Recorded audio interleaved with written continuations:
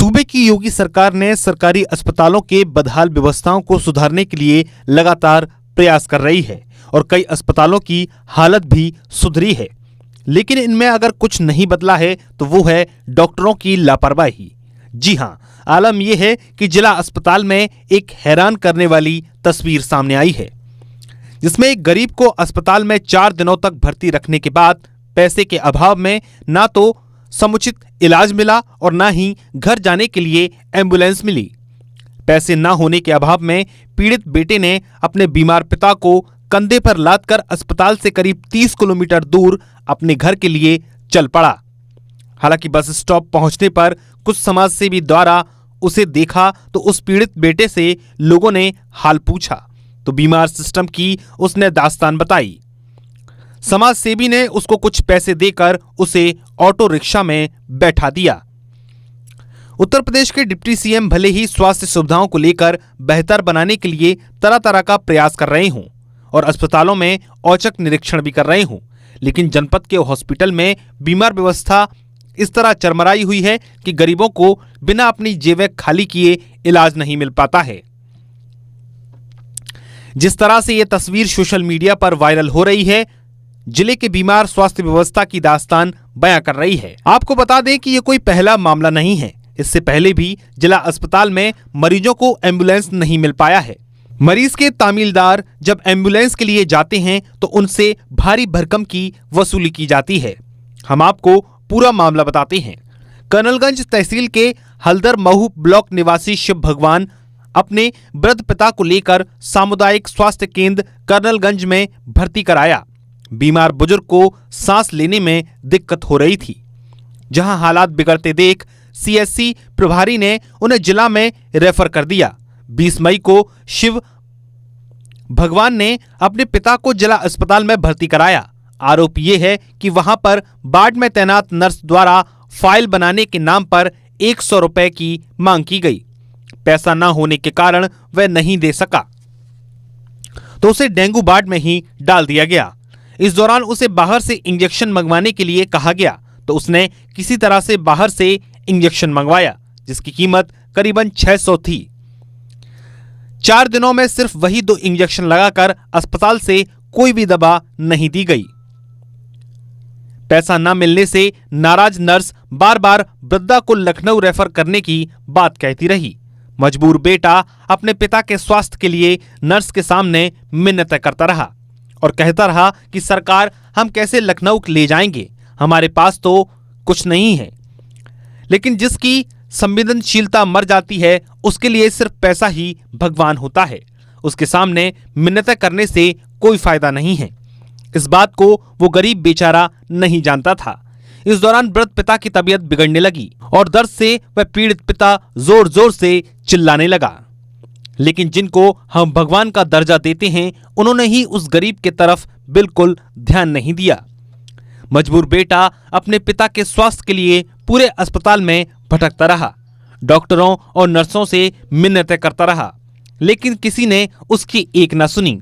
थक-हार कर बेटे ने डॉक्टर और नर्स से कहा कि जब इलाज नहीं हो रहा तो एम्बुलेंस द्वारा हमारे पिता को घर भेज दीजिए, अब जो कुछ होगा वो भगवान ही करेंगे। लेकिन क्रूर स्वास्थ्य कर्मियों ने बेटे से कहा कि जैसे मर्जी वैसे अपने पिता को ले जाइए, यहाँ पर एम्बुलेंस की व्यवस्था नहीं हो पाएगी। पैसे के लोभियों के आगे मानवता मर गई और बेटे ने फिर अपने बीमार पिता को कंधे पर उठाया और अपने घर की तरफ चल दिया। वहीं जब इस पूरी जानकारी के बारे में मीडिया कर्मियों ने सीएमओ राधेश्याम केसरी से बात की तो उन्होंने अपना पल्ला झाड़ते हुए कहा कि अस्पताल के प्रमुख चिकित्सा से बात करें। तो हमने इस पूरे मामले पर CMS इंदुवाला से भी बात की और पूरे प्रकरण के बारे में भी बताया तो उन्होंने गैर जिम्मेदाराना बयान देते हुए कहा कि इसकी जांच कराई जाएगी और जो भी निकलकर सामने आएगा उस पर कार्रवाई की जाएगी। डॉक्टर साहब, एक वृद्ध आपके हॉस्पिटल में भर्ती था डेंगू वार्ड में, और उसको हम लोगों ने कंधे पे लाद के उसके लड़के द्वारा ले जाया गया है यहाँ से 2 किलोमीटर तक। उसके बाद में टैक्सी किया है, टैक्सी गया है, वो एम्बुलेंस मांगा, उसको एम्बुलेंस नहीं दी गई। वो डिस्चार्ज का पेपर मांगा, नहीं दिया गया। उसको बाहर से दवा भी लिखी गई। क्या कहना है? मेरा ये कहना है, मैंने अभी आप जानकारी आपके द्वारा मिल रही है मुझे मैंने जो सिस्टर इंचार्ज हैं उनसे हमने बुला के पूछ लिया है।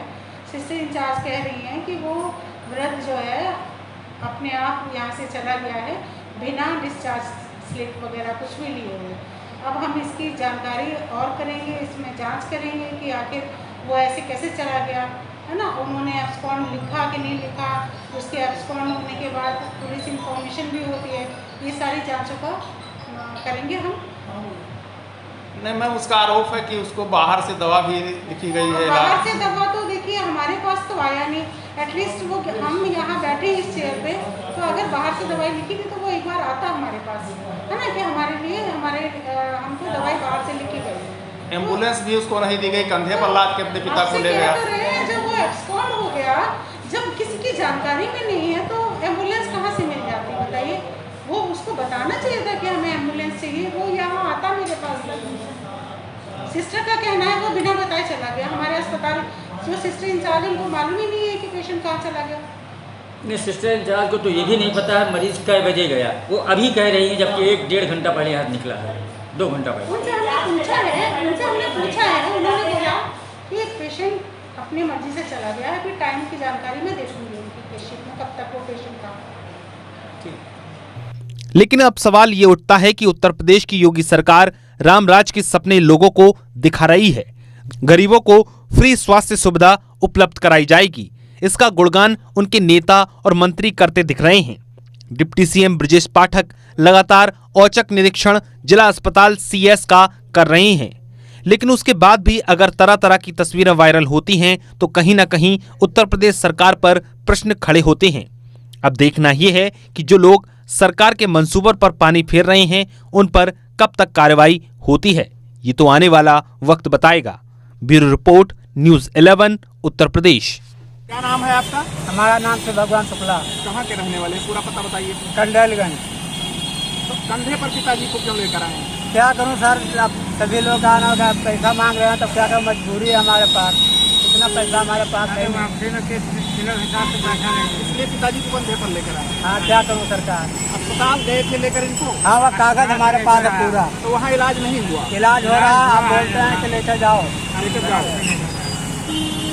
कहाँ लेके जा रहे हैं पिताजी को? अब इनका घर पे लेकर जा रहा हूँ साहब, खाना पानी इनका कुछ जा नहीं रहा है। पैदल ही जाएंगे?